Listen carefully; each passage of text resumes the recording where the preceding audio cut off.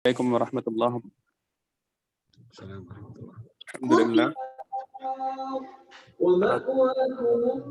Alhamdulillah hamdan katsiran fih kama yuhibbu rabbuna wa yardah. Asyhadu an la ilaha illallah wa la syarika lah wa asyhadu anna Muhammadan abduhu wa rasuluh. Alhamdulillah, Bapak-bapak, Ibu-ibu sekalian, kita berjumpa lagi dalam kajian 2 pekanan. Insyaallah hari ini kita bersama Ustadz Didik yang akan membahas kitab. Sebelumnya kami mohon Bapak-bapak, Ibu-ibu yang sudah gabung untuk memute mikrofonnya dulu. Nanti bisa dibuka lagi ketika sudah di pertanyaan. Baiklah, kita mulai. Pak Bagus insya Allah akan membaca kitabnya dan nanti Ustadz Didik akan menjelaskan. Fadhal Pak Bagus.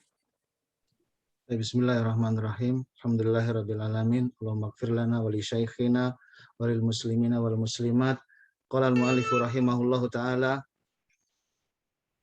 Thumma yubayyinu lit-talibi baqiyati arkanil islamil khamsah. Kemudian menjelaskan kepada para pelajar sisa dari rukun Islam yang 5, wahiyya, dan itu adalah as-salatu, waz-zakatu, was-saumu ramadhana, wa hajju baitillahil harami, liman istata'a ilaihi sabila, yaitu salat dan zakat dan puasa Ramadan dan haji di baitillahil haram bagi siapa yang mampu untuk menempuh perjalanan. Diteruskan Ustaz atau ya? Ya, kita jelasin dulu ya. Ya. Baik, Assalamualaikum warahmatullahi wabarakatuh. Alhamdulillah wassalatu wassalamu ala Rasulillah wa ala alihi wa ashabihi wa tabi'in wa man tabi'ahum bi ihsanin ila yaumiddin, amma ba'd. Terima kasih banyak Mas Bagus, Mas Faisal, kawan-kawan semua yang telah bekerja keras untuk terlaksananya kajian kita pada siang hari ini. Semoga Allah Subhanahu wa taala akan memudahkan kita untuk selalu rajin mengkaji ayat-ayatnya, hadis-hadis Rasulullah sallallahu alaihi wasallam. Kawan-kawan sekalian, kita patut bersyukur kepada Allah Subhanahu wa taala. Pada hari ini kita bisa berkumpul kembali walaupun online setelah beberapa bulan kita libur.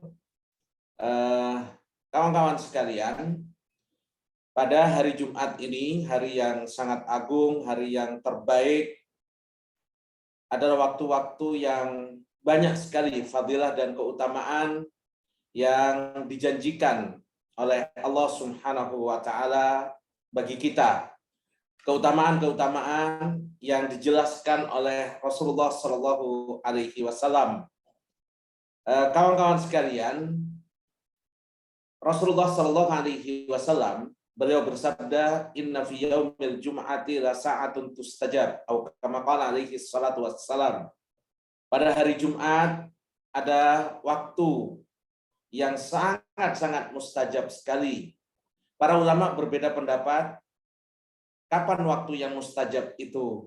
Ada yang mengatakan sejak khotib naik ke atas mimbar. Ada yang mengatakan saat khotib duduk di antara 2 khutbah. Nah, yang dikuatkan oleh para ulama, di antaranya Al-Hafidz Ibnu Qayyim, adalah waktu antara sholat asar dengan sholat maghrib. Nah, ini terutama kawan-kawan yang di Indonesia yang sekarang sudah masuk waktu asar, atau kita yang di Saudi, kita bisa gunakan waktu antara sholat asar ke sholat maghrib pada hari ini untuk konsentrasi berdoa kepada Allah Subhanahu wa taala. Ini fadilah keutamaan yang sering kita lalaikan. Maka sudah sepantasnya untuk saling mengingatkan di antara kita tentang fadilah ini. Kita sangat-sangat memerlukan doa. Di waktu-waktu yang sulit seperti ini, selain kerja keras, kita perlu berdoa. Banyak keadaan-keadaan yang tidak bisa kita atasi dengan skill kita, dengan pemikiran kita, dengan energi kita, tapi Allah mudahkan dengan doa yang kita panjatkan. Dan di antara doa yang terbaik adalah doa yang dipanjatkan di antara sholat asar dan sholat maghrib di sore hari Jumat. Para ulama dulu banyak yang menghususkan setelah sholat asar di hari Jumat itu mereka tidak mau untuk bertemu dengan orang. Mereka nggak mau untuk bincang-bincang. Itu digunakan betul untuk berdoa kepada Allah Subhanahu wa taala. Ini jangan sampai hilang dari kita. Nah, kita mendapatkan di zaman kita yang penuh dengan cobaan, yang penuh dengan fitnah ini perlu untuk kita tanamkan ke anak-anak kita. Ada baiknya kita kasih contoh kepada mereka. Ada baiknya setelah sholat asar kita kumpulkan mereka, kita kasih tahu tentang fadilah-fadilah ini, tentang hadis Rasulullah SAW, tentang keutamaan doa waktu yang sangat mustajab. Nah, karena apa?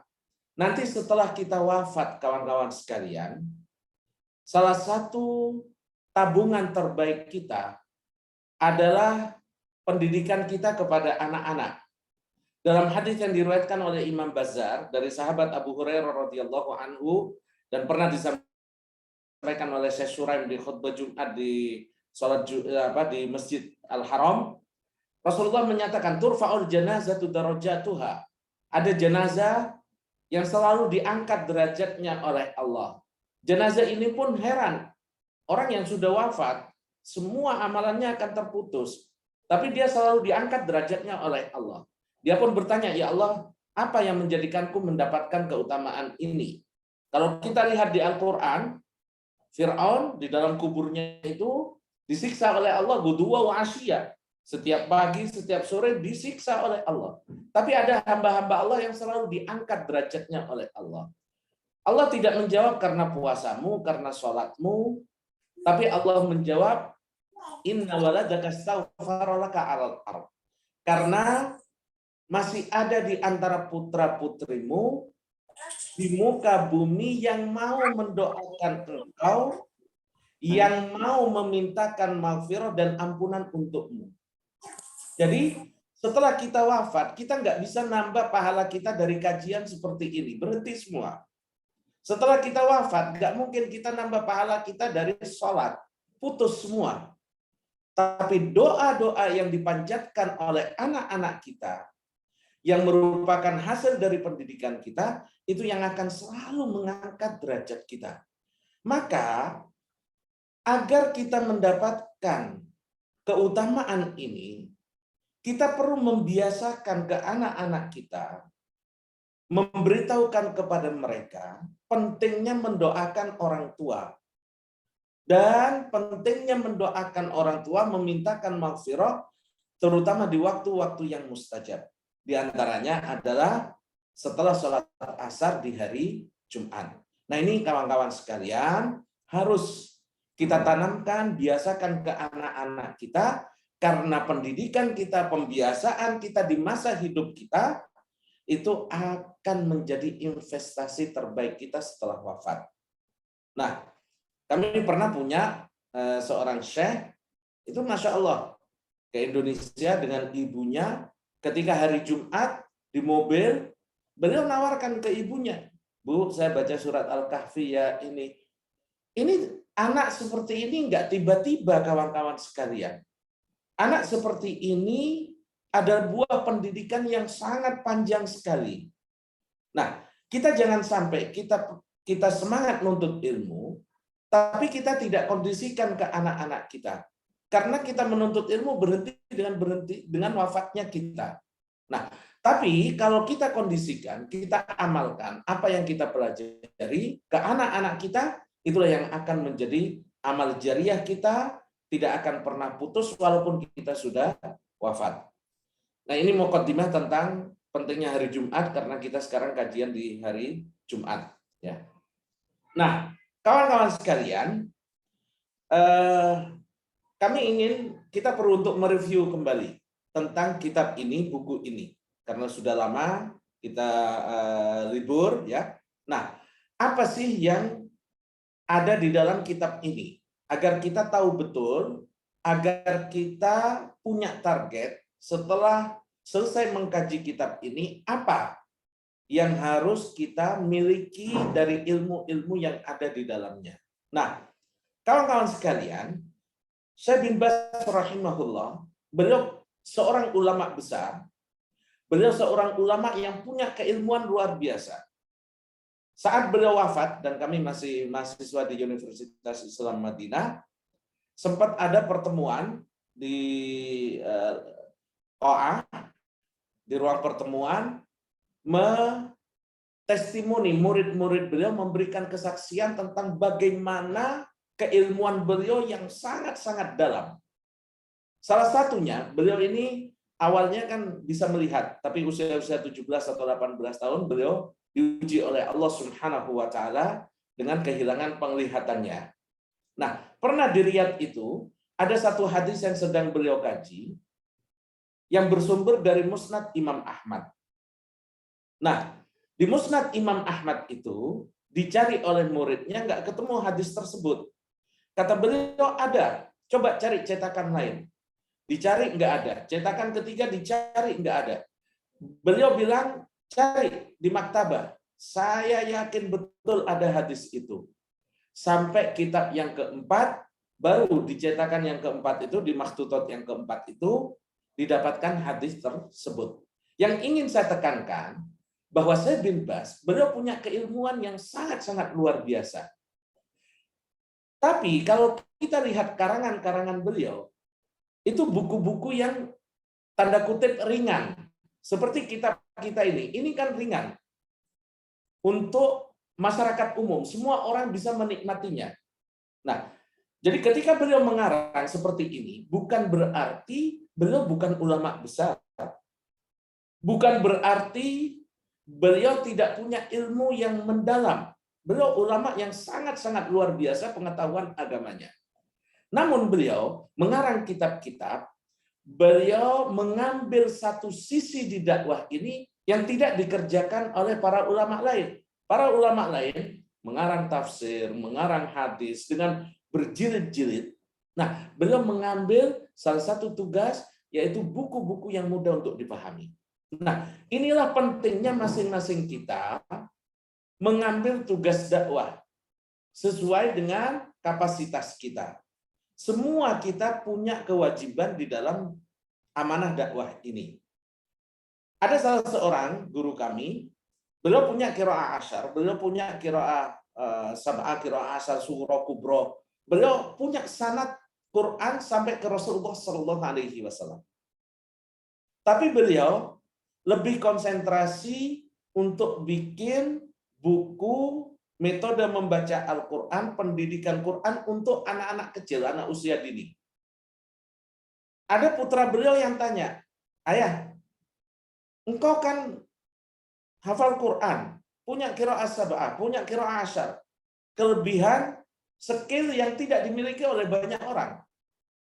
Tapi kenapa engkau malah bikin buku untuk anak-anak kecil? Artinya apa? Kayak seorang profesor terus ngajar Iqra. Nah, ini ditanyakan oleh petani. Apa jawaban beliau? Beliau bilang bahwa banyak orang-orang, syekh-syekh yang sudah menekuni pemberian ijazah atau sanad. Saya melihat untuk anak-anak kecil belum banyak yang menekuninya. Maka saya akan menekuni hal ini. Nah, ini kawan-kawan, sekecil apapun peranan kita di dalam dakwah ini, jangan pernah kita merasa tidak memiliki manfaat. Manfaat itu sangat-sangat besar. Sekarang beliau ini yang konsentrasi di pendidikan Quran anak usia dini, buku beliau Masya Allah, jutaan, puluhan negara sudah memakai metode beliau. Karena keikhlasannya. Jadi di dalam berdakwah, bukan seberapa besar amanah yang kita miliki, bukan seberapa terkenal kita, tapi di dalam dakwah ini seberapa kuat usaha kita untuk memelihara keikhlasan kita. Nah, Syekh bin Baz rahimahullah, buku-buku beliau mayoritas adalah buku-buku yang ringan, yang ditujukan untuk masyarakat awam, karena memang masih sedikit yang menekuni buku-buku di posisi tersebut. Nah, buku beliau ini, Ad-Durus Al-Muhimmah, pelajaran-pelajaran penting bagi masyarakat umum, sebenarnya sangat simpel, ya. Pembahasannya itu pelajaran pertama, tafsir ayat-ayat atau surat-surat pendek di Al-Quran. Dan ini sudah kita pelajari. Kemudian yang kedua, penjelasan tentang arkanul Islam. Nah, di situ syahadat sudah kita bahas. Lalu kemudian sisa yang 5 tadi yang dibaca oleh Mas Bagus. Dan ini nanti akan dijelaskan oleh beliau di bab-bab berikutnya. Jadi sholat ini nanti bab ke-6 sampai 11 itu masalah sholat. Ditambah lagi bab 12 sampai 14 itu masalah wudu. Jadi sebenarnya pembahasan utamanya adalah tafsir, kemudian arkanul Islam, kemudian rukun iman, kemudian ihsan, dan setelah itu balik lagi ke arkanul iman, yaitu masalah sholat dan wudu, baru kemudian masalah adab dan masalah akhlak. Ini sangat penting sekali bagi kita, bagi semua umat Islam, karena dengan akhlak itu seorang mukmin itu bihusni khuluqihi, dengan akhlaknya dia akan mendapatkan derajat orang yang sholat malam nggak pernah tidur atau orang yang puasa nggak pernah berbuka. Nah, kawan-kawan sekalian, adab dan akhlaknya ini memang pantas untuk dibahas karena salah satu misi utama diutusnya Rasulullah Shallallahu Alaihi Wasallam. Innama bu'itsu liutammima makarimal akhlak. Itu salah satu tujuan diutusnya Rasulullah. Akhlak pantas untuk dibahas oleh beliau di 2 bab, akhlak dan adab, karena kedudukan kita, semua kita ingin punya tempat duduk yang dekat dengan Rasulullah Shallallahu Alaihi Wasallam. Nah, kenapa kita mengikuti sunnah Nabi? Salah satunya ingin lebih dekat dengan Rasulullah di surga tertinggi nanti. Nah, Rasulullah menyatakan dalam hadis yang diriwayatkan oleh Imam At-Tirmidzi, inna habbakum ilayya wa aqrabakum minni majlisan yaumal qiyamah ahasinukum khuluqa. Orang yang paling aku cintai di antara kalian, yang paling dekat tempat duduknya adalah mereka yang akhlaknya paling baik. Nah, ini kira-kira kawan-kawan sekalian ya, tentang hal-hal yang berkenaan dengan kajian daripada kitab ini. Nah, mungkin nanti saya kirim buku yang ada syarahnya agar kita lebih mudah untuk memahami keterangan-keterangan beliau ya. Nah, misalkan ketika beliau menyebutkan summa yubayyanu lit-talibi, lalu kemudian perlu bagi kita untuk menjelaskan kepada murid-murid kita. Nah, ini kita berharap kawan-kawan, buku yang sederhana ini ya, yang ringkas ini nanti bisa antum ajarkan di lingkungan antum, di keluarga antum, agar bisa menjadi amal jariah kita. Rasulullah Shallallahu Alaihi Wasallam mengatakan, man ta'allamal ilma wa amila bihi allamahullahu mimma lam ya'lam. Kalau kita ingin ditambah oleh Allah ilmunya, maka kita harus belajar kemudian mengamalkan ilmu yang kita pelajari. Rasulullah menjamin barang siapa yang belajar ilmu kemudian mengamalkannya, maka dia akan mendapatkan ilmu yang dia belum ketahui sebelumnya. Tiba-tiba kita ketemu dengan orang, tiba-tiba kita hadir di majelis, tiba-tiba kita ada waktu untuk belajar, Allah mudahkan, dan macam-macam. Itu cara-cara Allah Subhanahu wa Ta'ala, tapi dengan syarat kita belajar kemudian mengajarkannya. Nah, di antara rukun Islam, salat adalah salah satu rukun Islam yang sangat penting sekali. Karena dia adalah rukun kedua daripada rukun Islam. Dan juga adalah salah satu tiang agama yang terpenting setelah tauhid. Banyak sekali hadis-hadis yang disebutkan oleh Rasulullah SAW tentang keutamaan salat ini. Kita ahlu sunnah wal jamaah perlu meyakini bahwasanya salah satu uslub di dalam Al-Quran, salah satu metode Rasulullah di dalam berdakwah, menggabungkan antara at-targhib dan tarhib. Menggabungkan antara motivasi dan ancaman. Kita bukan seperti orang-orang sufi yang lalu mengatakan, ya Allah, kalau aku beribadah karena ingin mendapatkan surgamu, maka haramkan surga itu bagiku. Ini tidak benar. Di dalam Al-Quran, Allah selalu menjanjikan kita, menjanjikan hamba-hambanya yang selalu berbuat baik, beramal soleh, melakukan tauhid, itu dijanjikan dengan surga. Kalau orang-orang sufi mengatakan, ya Allah, kalau aku beribadah kepadamu hanya karena takut nerakamu, maka masukkan aku ke dalam neraka. Na'udzubillah. Ini keyakinan yang salah. Ini keyakinan yang melenceng. Neraka itu sesuatu yang kita dianjurkan untuk berlindung kepada Allah dari sengatan api neraka. Na'udzubillah.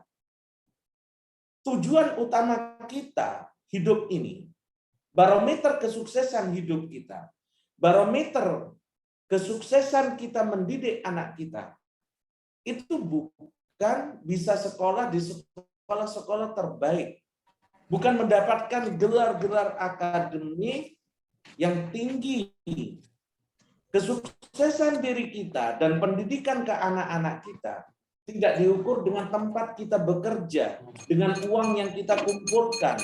Tapi tujuan utamanya adalah faman zuhziha 'anil nar wa udkhilal jannata faqad faza fawzan 'azima. Barang siapa yang dijauhkan dari api neraka kemudian dimasukkan ke dalam surga, maka dia telah mendapatkan kesuksesan yang besar. Jadi, kapan kita dikatakan sukses hidup? Kalau Allah Subhanahu wa taala menjauhkan kita dari api neraka dan memasukkan kita ke dalam surga. Kapan kita dikatakan sukses mendidik anak kita? Kalau dia bisa dijauhkan oleh Allah dari api neraka dan masuk ke dalam surga. Ini harus menjadi visi utama kehidupan pribadi kita dan kehidupan anak-anak kita. Jadi sekali lagi, kesuksesan kita dalam hidup, kesuksesan kita dalam mendidik anak tidak diukur dengan dari mana mereka keluar universitasnya. Tidak diukur di mana mereka bekerja. Tidak diukur dari mana dia mendapatkan kekayaan. Tapi diukurnya nanti kita masih bisa bareng-bareng di surga Allah atau tidak. Sehingga kajian kita tentang fadilah-fadilah yang dijanjikan oleh Rasulullah SAW tentang sholat itu perlu untuk kita kaji bareng-bareng. Di antaranya hadis Rasulullah SAW, man hafadha 'alaiha kanat lahu nuran wa burhana. Barang siapa yang menjaga sholat, maka dia akan mendapatkan cahaya. Nah, ini cahaya penting, kawan-kawan. Kayak malam-malam misalkan, kita di rumah, kita matikan lampu, mau ke dapur. Susah kita untuk sampai ke dapur. Ini baru dalam rumah. Kalau di dunia ini, kita nggak punya cahaya dari Allah, maka kita bisa sesat. Kalau di rumah pingin ke dapur, bisa masuk ke kamar mandi. Di kehidupan nyata, kita pingin dapat ridho Allah, kita pingin dapat kesuksesan dan kebahagiaan, tapi karena nggak punya cahaya dari Allah, lalu kemudian kita tersesat. Betapa banyak orang-orang yang cari kebahagiaan, yang cari ketenangan hidup, karena nggak punya cahaya Allah, dia mencarinya di tempat-tempat maksiat.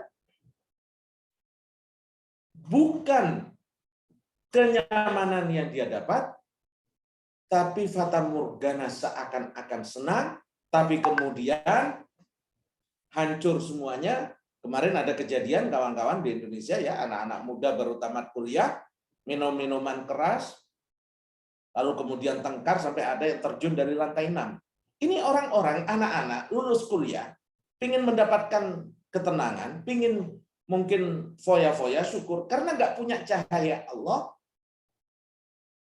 Yang satu mati, yang satu mungkin dihukum puluhan tahun, naudzubillah. Ini karena nggak mendapat cahaya Allah. Kita berharap diri kita dan anak-anak kita betul-betul berjalan di kehidupan kita yang 60 tahun, 70 tahun ini berdasarkan cahaya Allah. Ketika memilih tempat sekolah, itu perlu cahaya Allah. Ketika memilih tempat kerja, itu perlu cahaya dan petunjuk dari Allah.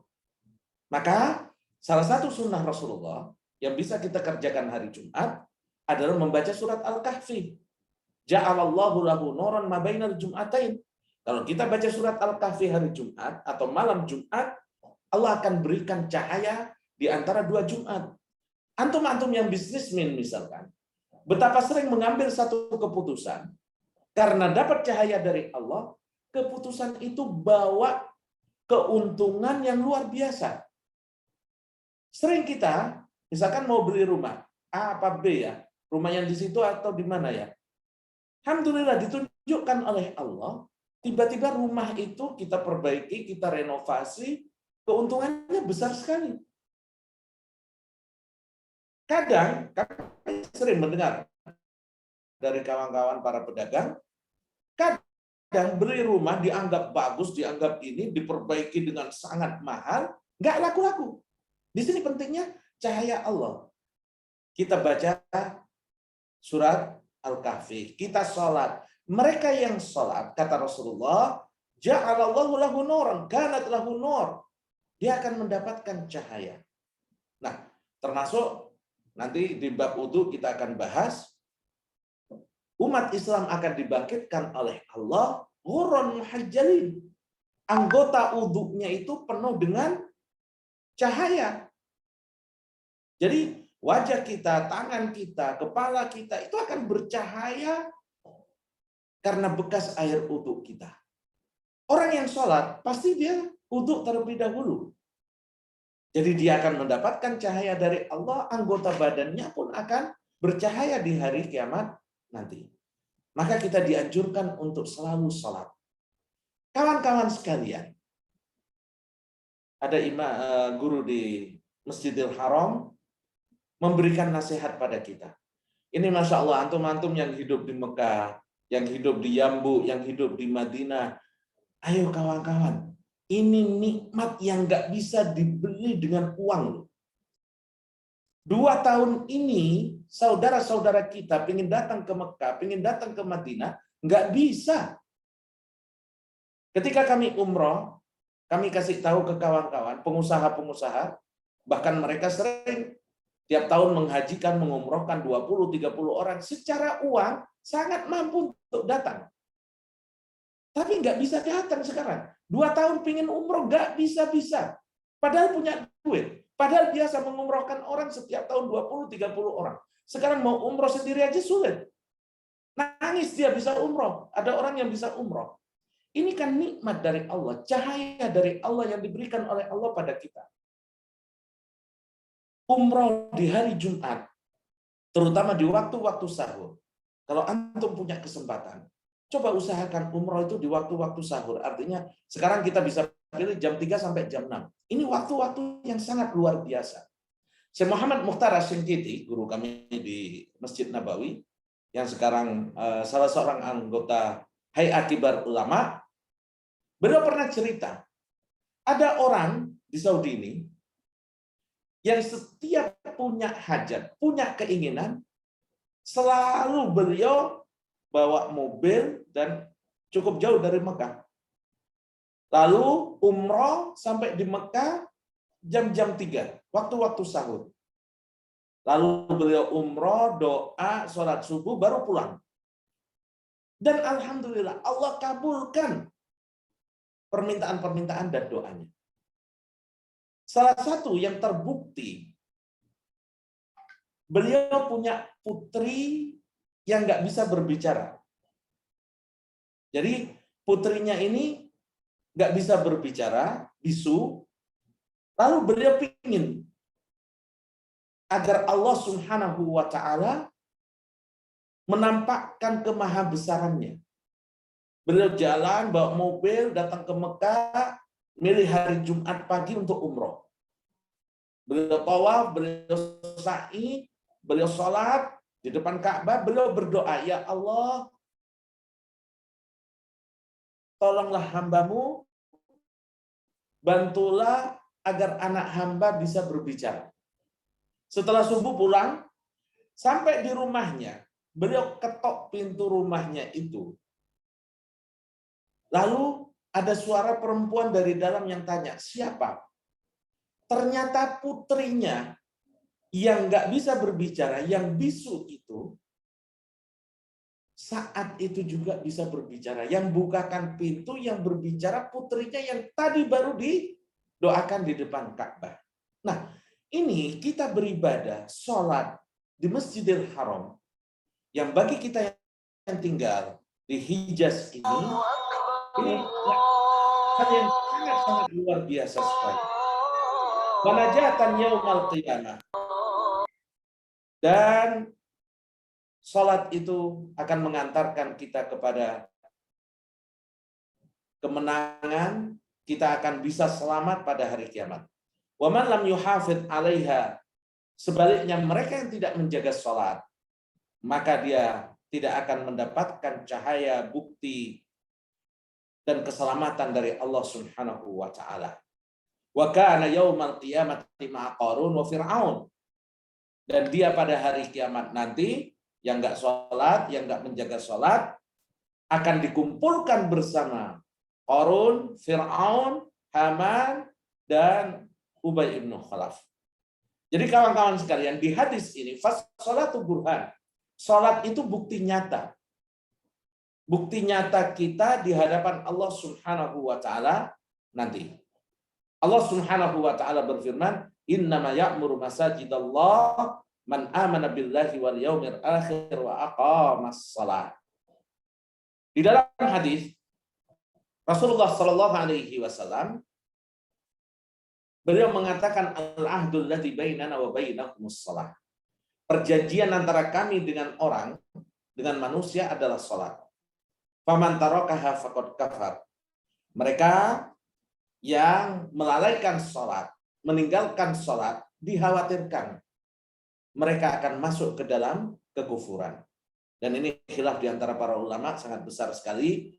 Bukan sekarang saatnya untuk menjelaskan tentang kaidah-kaidah di dalam kapan orang yang meninggalkan sholat itu keluar dari Islam dan kapan tidak. Nah, kita dapatkan kawan-kawan sekalian, firman Allah Subhanahu wa Ta'ala, hafidhu 'alas salawat. Hendaknya kalian menjaga sholat kalian.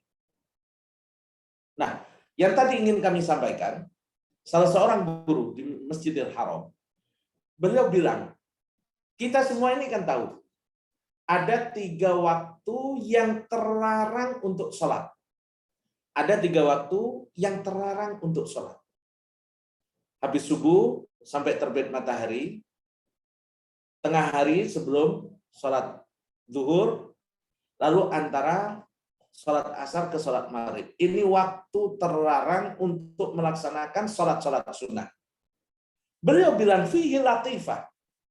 Di sini ada pesan yang tersirat, yang sangat indah, yang sangat cantik dari Rasulullah SAW. Ketika Rasulullah melarang kita sholat sunnah di 3 waktu ini menunjukkan apa?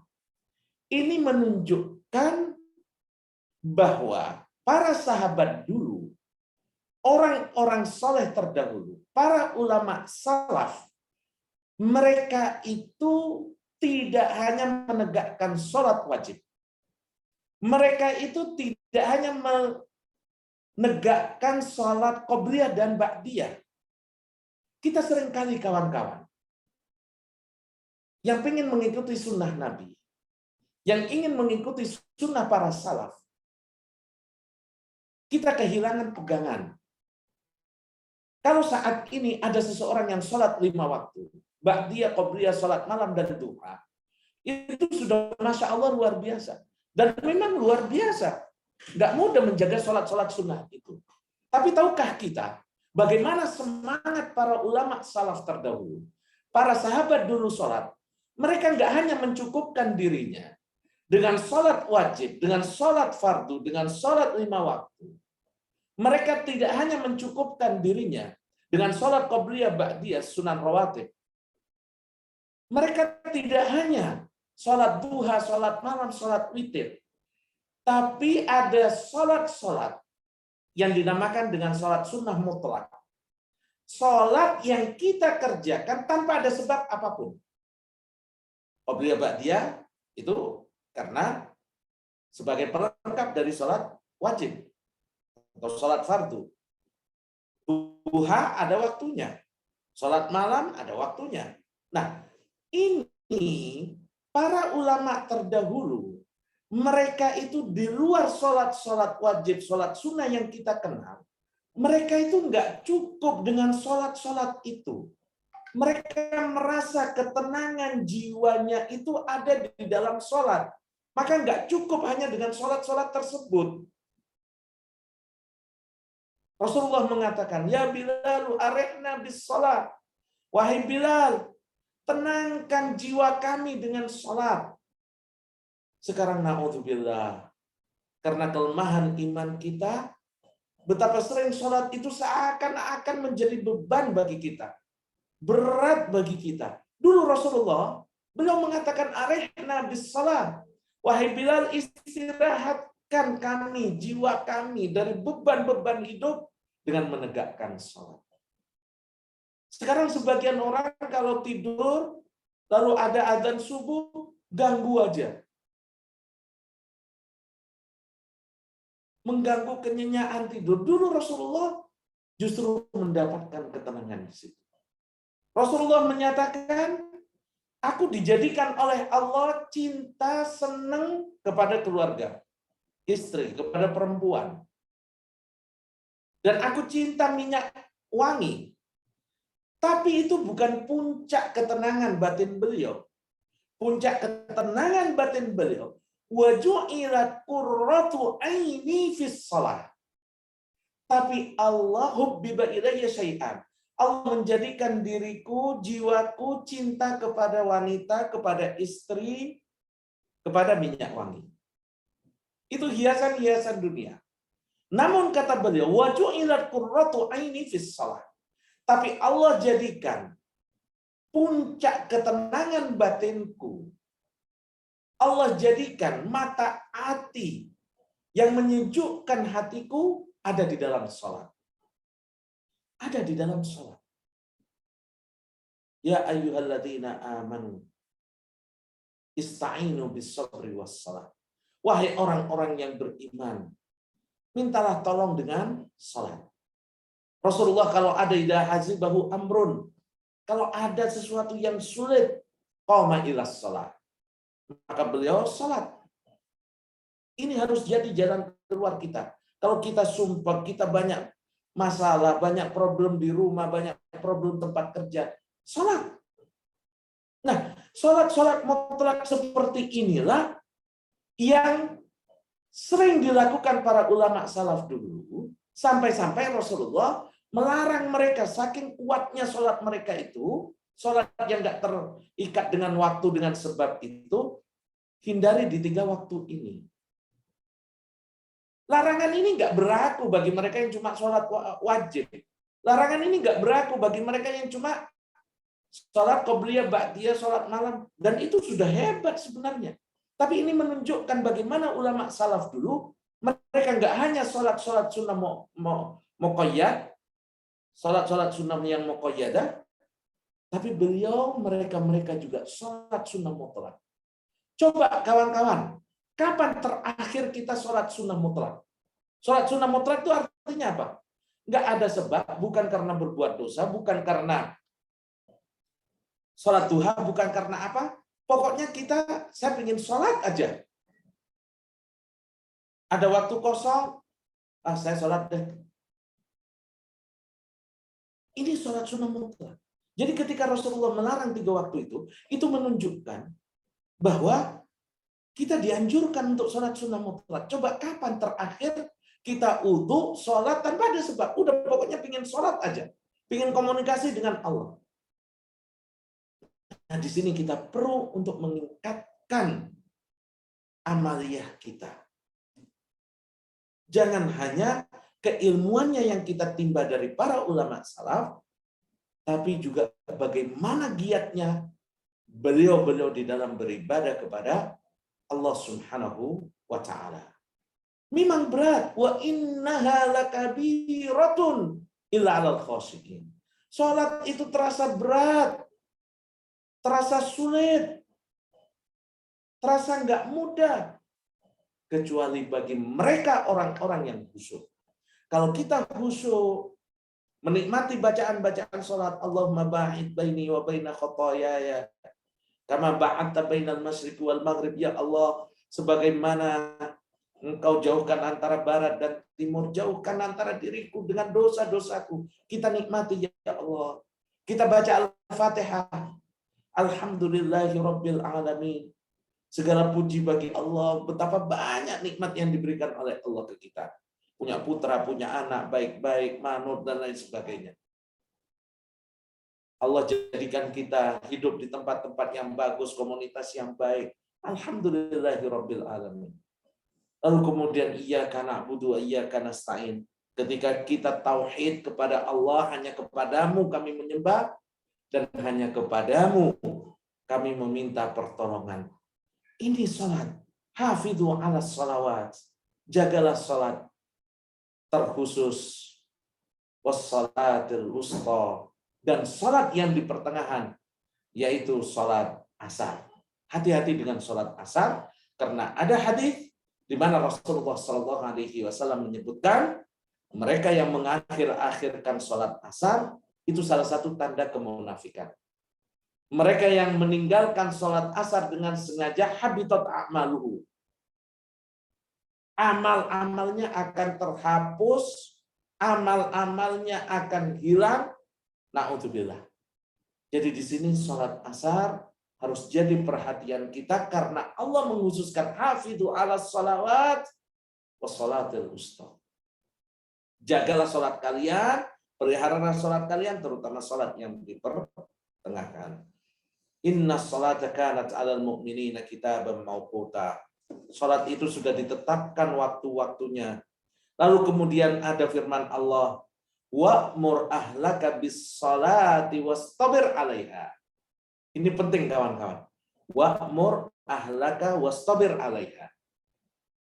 Dan perintahkan salat itu kepada keluargamu, baik itu istri, baik itu anak-anak, wastabir 'alaiha. Dan hendaknya kalian sabar. Sabar di apa? Sabar di dalam melaksanakan salat. Sabar dalam apa? Para ulama tafsir mengatakan sabar di dalam mengajak dan mendidik anak-anak kita sholat. Gak mudah kawan-kawan. Di waktu kita seperti ini, kami punya kawan di Jeddah, itu Masya Allah. Beliau katakan, anak saya sulit sekali melaksanakan sholat, terutama sholat subuh. Banyak kami kedatangan anak-anak muda di Indonesia. Sholat subuhnya susah banget. Di sini dibutuhkan, diperlukan kesabaran kita di dalam mendidik anak kita untuk menegakkan sholat. Ketika kita melihat anak kita terlelap di dalam tidurnya, kayaknya nggak tega untuk bangunkan. Wastabir 'alaiha, sabar. Bangunkan. Ketika ada orang tua membiarkan anaknya tidur, nggak sholat subuh, dengan alasan kasihan lagi tidur, lagi nyenyak, Wallahil azim, orang tua ini nggak kasihan pada anaknya. Orang tua yang membiarkan anaknya terlelap di dalam mimpinya sampai meninggalkan sholat subuh, itu bukan orang tua yang cinta kepada anaknya. Karena dia tidak memelihara anaknya dari sengatan api neraka. Kalau ada kebakaran, na'udzubillah, di satu desa, di satu imarah, di satu tempat, lalu ada anak yang tidur terlelap, api sudah mulai membesar. Orang tuanya bergegas keluar dan membiarkan anaknya. Ketika ditanya, kenapa anakmu nggak dibangunkan? Wah, saya kasihan. Saking cintanya saya sama dia, nggak mau mengganggu tidur dia. Ini nggak benar cara berpikir. Kasihan, cinta, bukan ditampakkan dengan cara yang salah. Orang yang cinta kepada anaknya, ketika ada api, mau membakar tempat rumahnya atau tempat tidurnya, dia akan bangunkan. Ini baru api dunia. Bagaimana dengan api akhirat? Yang kalau ada penduduknya dibakar telapak kakinya, cukup untuk mendidihkan ubun-ubunnya. Semoga Allah menjauhkan kita darinya. Nah, di sini penting bagi kita. Wastabir 'alaiha. Ayo kita didik. Banyak kawan-kawan yang memasukkan putra-putranya ke pondok, mereka sudah cukup gembira ketika anaknya kuliah di Jepang, ketika anaknya kuliah di Amerika, ketika anaknya kuliah di tempat-tempat yang umat Islam minoritas, anaknya tetap menjaga sholat. Jadikan sholat sebagai pesan utama kita bagi anak-anak kita. Karena ini perintah Allah. Wa'mur ahlaka bis-shalah. Dan hendaknya kalian memerintahkan keluarga kalian untuk sholat. Wastabir 'alaiha. Dan sabar kamu di dalam mendidik anakmu. Nggak bisa kita langsung mukul, langsung ini. Enggak. Perlu kasih pengertian. Perlu dibangunkan setengah jam sebelumnya. Perlu kita ajak bareng ke masjid. Wastabir 'alaiha. Sabar. Jangan sampai angkat tangan kita, wah saya udah nggak sanggup lagi mendidik anak saya, Ustaz. Nggak bisa. Fakhalafa min ba'dihim khalfun adha'us shalah wattaba'us syahawat. Ini yang sangat berbahaya kalau kita meninggalkan anak cucu kita yang mana mereka itu menyia-nyiakan salat, melalaikan salat, wattaba'us syahawat, lalu kemudian mengikuti hawa nafsunya. Ini selalu bergandengan. Anak-anak muda, dia kalau melalaikan sholat pasti akan terjerumus dalam hawa nafsu. Kalau sholatnya baik, insya Allah Allah akan memeliharanya dari godaan-godaan hawa nafsu. Mungkin tergelincir, tapi akan segera kembali. Akan segera kembali. Karena sholat itu akan mencegah pelakunya dari hal-hal yang buruk. Ma salakakum fi saqar, kata Allah Subhanahu wa taala, apa yang menjadikan kalian wahai penduduk neraka sampai masuk ke neraka? Jawaban mereka, qalu lam nakum minal musallin. Sebab utama kami masuk ke neraka karena kami tidak melaksanakan salat. Semoga Allah Subhanahu wa taala memberikan kekuatan bagi kita untuk bisa selalu menegakkan salat. Kita berdoa kepada Allah semoga termasuk di dalam golongan hamba-hambanya yang khusyuk dalam salat, yang menjadikan puncak ketenangan batin kita ada di dalam salat. Demikian Mas Faisal atau Mas Bagus, udah sejaman. Ya Ustaz, jazakumullah khairan. Pak Faisal mana ini? Pak Faisal. Baiklah, kita sampaikan pertanyaan Ustaz. Yang pertama, apakah azan Dari Bapak siapa ini ya tadi yang pertama? Apakah adzan Jumat itu harus 2 kali? Itu yang pertama, pertanyaan pertama. Kemudian pertanyaan yang selanjutnya, maaf sebentar ya. Duh, ini banyak chattingnya jadi. Bagaimana kiat menjaga keikhlasan, kesabaran, rasa senang dalam menegakkan sholat? Nah, ini rasa senang dalam menegakkan sholat. Kemudian yang ketiga, tadi disebutkan, barang siapa meninggalkan sholat asar, maka akan terhapus amalannya. Yang saya tanyakan, apakah amalan yang hapus itu pada hari itu saja atau hari-hari sebelumnya? Ya, 3 dulu itu, Ustaz. 3 pertanyaan yang masuk, Ustaz. Baik, terima kasih. Yang pertama tentang adzan Jumat, apakah harus 2 kali? Tidak ada keharusan. Kita ketahui bahwasanya pada zaman Rasulullah SAW adzan itu hanya sekali. Ya. Lalu kemudian pada zaman sahabat Utsman ibnu Affan radhiyallahu anhu, beliau setelah melihat keadaan masyarakat yang banyak kesibukan di pasar, ya, dan memang perubahan keimanan di masyarakat itu sangat cepat sekali perubahannya. Kita mungkin mengira, bukankah zaman sahabat Utsman sangat dekat dengan zaman Rasulullah SAW? Kenapa pada zaman Rasulullah nggak diperlukan adzan 2 kali, sementara di zaman sahabat Utsman perlu ada adzan 2 kali untuk sholat Jumat misalkan? Itu perubahannya memang cepat sekali. Anas bin Malik radhiyallahu anhu, beliau mengatakan, demi Allah, kata Anas, kalian melihat sesuatu itu seakan-akan kecil sekecil rambut.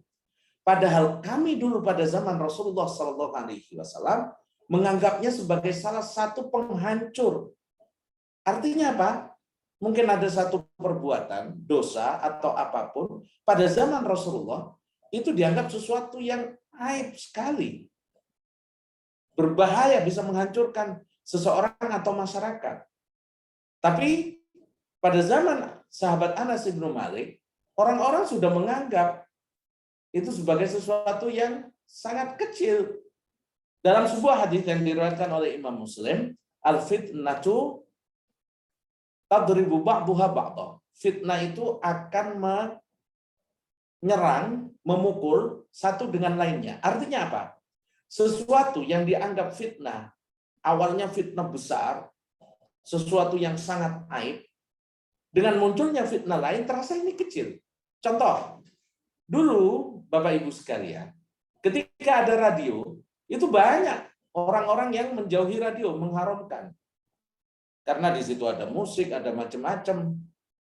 Nah, begitu muncul TV, radio udah dianggap yang biasa. TV menganggap, wah ini ada fotonya, ini ada gambarnya. Nggak lama kemudian muncul parabola.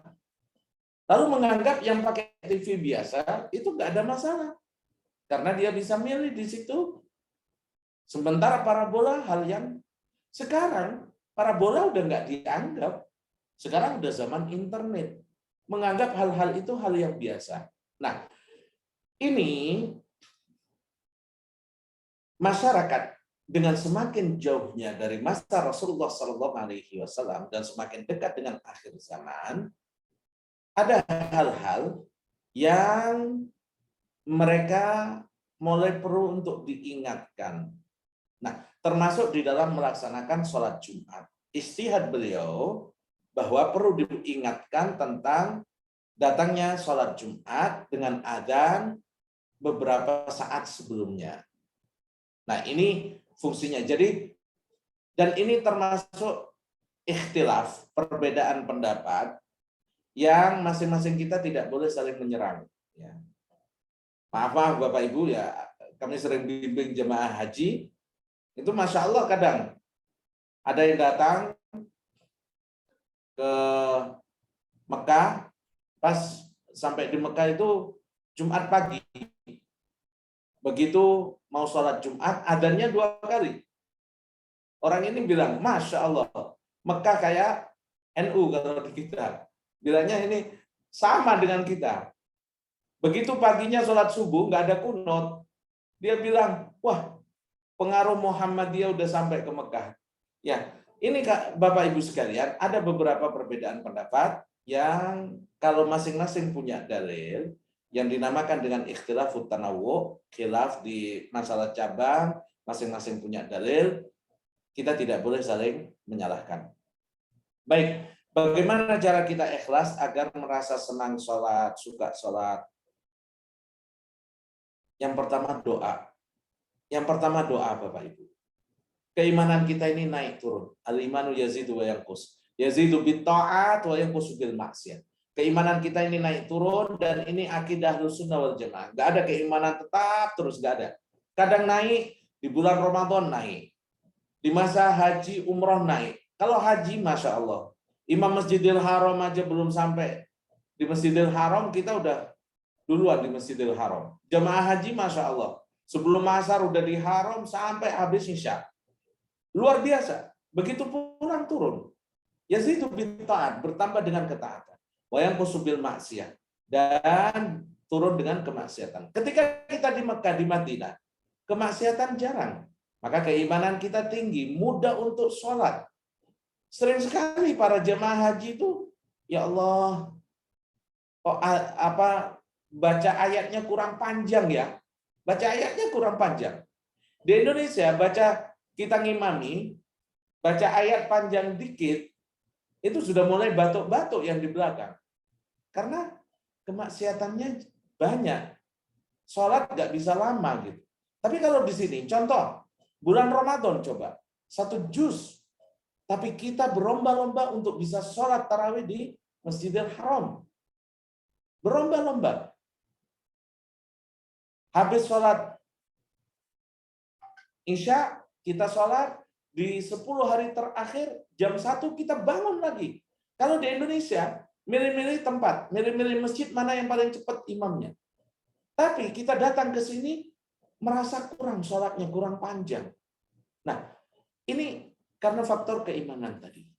Oleh karena itu, karena ini akidah Ahlussunnah wal Jamaah, kebiasaan manusia yang naik turun keimanannya, perlu kita untuk berdoa. Hati kita ada di tangan Allah. Allah yang membolak-balikkan, kadang suka sholat, kadang senang sholat, nikmat banget kalau sholat. Wudu aja itu udah senang banget. Tapi kadang males sekali. Kita harus berdoa kepada Allah yang memegang hati kita. Yang hati kita ada di tangan Allah Subhanahu wa Ta'ala. Doa yang diajarkan oleh Rasulullah SAW dan diminta agar kita selalu membacanya di akhir sholat. Allahumma a'inni ala dzikrika wa syukrika wa husni ibadati. Jadi kalau kita ingin merasa nyaman sholat, kita ingin mendapatkan nikmatnya hidup, tenangnya jiwa di sholat, perbanyak doa. Allahumma a'inni ala dzikrika. Ya Allah, bantulah hambamu ini untuk mudah berzikir kepadamu. Wa syukrika, dan bersyukur kepadamu. Wa husni ibadatik, dan agar bisa beribadah dengan sebaik mungkin. Jadi perbanyaklah doa, Allahumma inni ala dzikrika wa syukrika wa husni ibadatik. Lalu kemudian yang kedua, selalu ingat fadilah-fadilah keutamaan salat yang dijanjikan oleh Rasulullah Shallallahu Alaihi Wasallam. Lalu kemudian yang ketiga, berusaha memahami makna-makna yang ada di dalam sholat. Kalau kita memahami makna sholat, maka kita enak sekali. Kita baca buku dan kita paham. Nggak ingin berhenti bacanya. Tapi kalau nggak paham, ya bosan. Gitu. Lalu kemudian yang keempat, yang paling penting bagi kita, nasihat para ulama agar kita khusyuk dalam sholat kita, jadikan sholat itu seakan-akan sholat terakhir kita di muka bumi ini. Kira-kira gimana kalau kita orang yang dihukum mati misalkan, itu adalah sholat terakhirnya. Pasti pingin lama, pasti akan menikmati sholat itu. Kalau bisa meraung-raung meminta kepada Allah di situ. Jadikan takbiratul ihram kita ini adalah takbiratul ihram kita terakhir. Jadikan bacaan Al-Fatihah kita, rukuk kita, sujud kita itu adalah sujud terakhir kita di muka bumi ini. Insya Allah kita akan khusyuk dan merasakan nikmatnya bermunajat dengan Allah Subhanahu wa ta'ala. Baik, kemudian yang ketiga tentang meninggalkan sholat asar akan terhapus amalan-amalannya. Ya, di sini kita perlu melihat sabda Rasulullah Shallallahu Alaihi Wasallam sebagai peringatan keras bagi kita, sebagai peringatan keras bagi kita. Artinya apa? Jangan sampai tinggalkan. Jangan sampai tinggalkan sholat asar, jangan sampai diakhir-akhirkan. Nah, kalau misalkan sudah terjadi, segeralah bertaubat. At-taubatu tajubbu ma qablaha. Taubat itu akan menghapus yang dulu-dulu. Taubat itu akan menghapus yang dulu-dulu. Kalau kita taubat, Allah tidak hanya akan mengampuni dosa kita, tapi Allah akan mengganti sayyi'atihim hasanat. Keburukan yang pernah kita lakukan nggak hanya dihapus oleh Allah, tapi dibalik menjadi sebuah kebaikan. Jadi jangan konsentrasi kita kepada apakah yang terhapus semuanya, tapi yang kita tangkap di sini, Rasulullah mewanti-wanti kita agar tidak meninggalkan sholat asar, tidak mengakhir-akhirkan, dan kalau sudah terjadi misalkan pernah melakukan, segeralah bertaubat, menyesal, punya niat yang kuat untuk tidak mengulangi lagi. Demikian, Mas. Jazakumullah khairan, Ustaz. Pak Faisal mana ini? Ya, ini Pak Harmoni satu saja ya, berhubung waktunya sudah habis. Satu saja Pak Harmoni, kalau mau tanya silahkan. Mengangkat tangan. Kalau enggak kita tutup berhubung sudah siang waktunya. Barangkali Ustadz malah belum makan siang ini karena langsung habis Jumatan. Langsung isi pengajian. Baiklah. Terutama bisa ditunda, nggak bisa ditunda. Silakan Pak Faisal ditutup. Pak Faisal. Jazakallah khair Ustaz.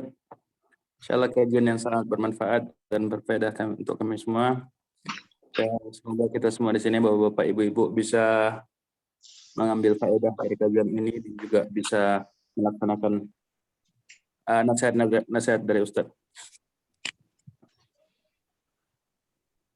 Ini nggak ada pertanyaan lagi ya? Langsung Ya, aja satu Pak mungkin Fauzi. terakhir kalau nggak ada kita tutup saja Pak, sudah cukup insya Allah. Nggak ada kayaknya. Iya. Insya Allah Ustaz Dik mungkin bisa untuk ditutup. Oke, ya. Baik, kawan-kawan sekalian, semoga Allah Subhanahu wa ta'ala memudahkan kita untuk mengamalkan apa yang kita kaji bareng-bareng. Amin. Dan kita tutup dengan doa kafaratul majelis. Subhanakallahumma wa bihamdika asyhadu an la ilaha illa anta astaghfiruka wa atubu ilaik. Assalamualaikum warahmatullahi wabarakatuh. Waalaikumsalam warahmatullahi wabarakatuh. Waalaikumsalam warahmatullahi wabarakatuh. Jazakumullah khairan Ustaz Didik. Iya, Terima kasih banyak. Iya, mana terima kasih. Nanti terlambat makan siangnya. Jazakumullah khairan. Ustaz Didik. Pak Hardi udah bisa masuk enggak? Juga Bapak semua terima kasih. Jazakumullah khairan Bapak semua.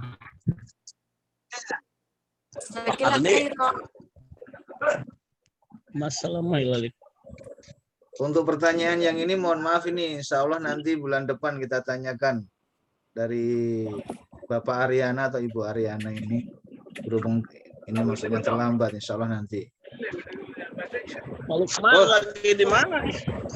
Pak Lukman di Madinah kayaknya itu.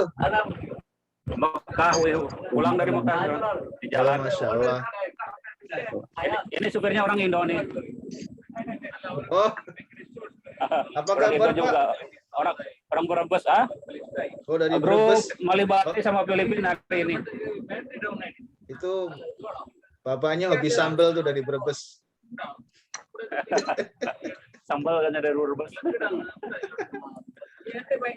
Asar di Jubel jam berapa Bagus? Asar jam 2 lebih sedikit ya. Mungkin jam 2 lebih lagi. berapa ya?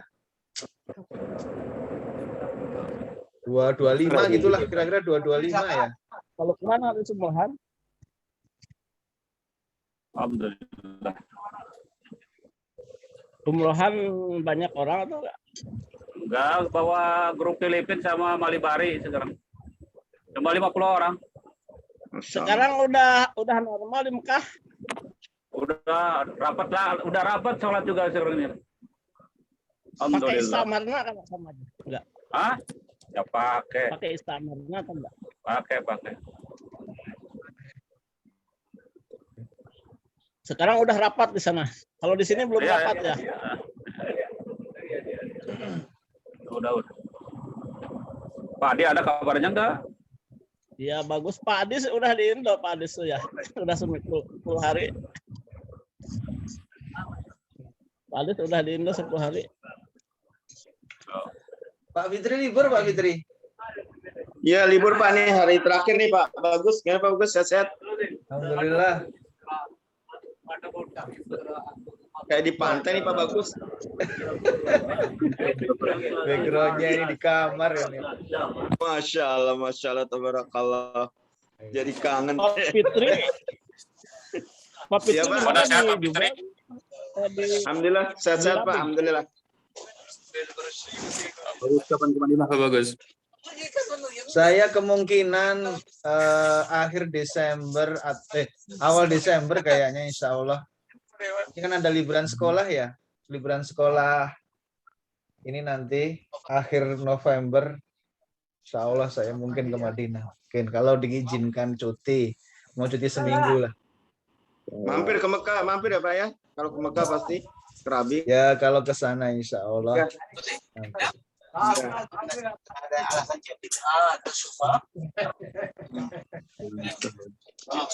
Jauh banget ini sekarang Madinah ini. 1.300 km. Masya Allah, Masya Allah.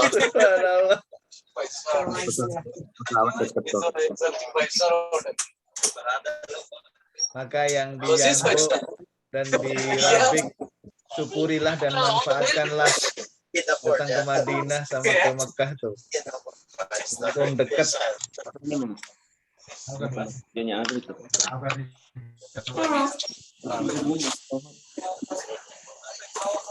Di mana ini?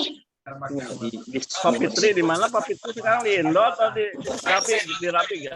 Masih di Rabik Pak, masih di Rabik Pak. Pak Fitri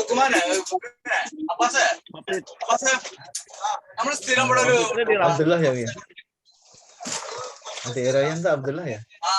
Abdullah, Pak. Abdullah ya.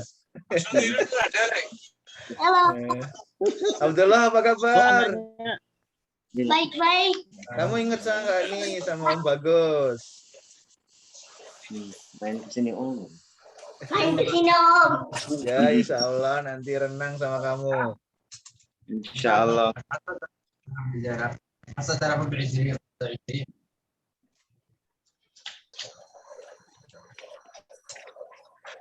Saya pamit dulu ya. Mau Ya, khair.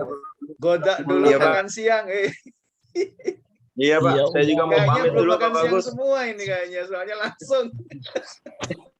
Sampai ketemu semuanya Pak, Insya Iya, Allah. sampai ketemu Iya, ya. ya, masalah. Insya Allah ya. Assalamualaikum. Assalamualaikum warahmatullahi wabarakatuh.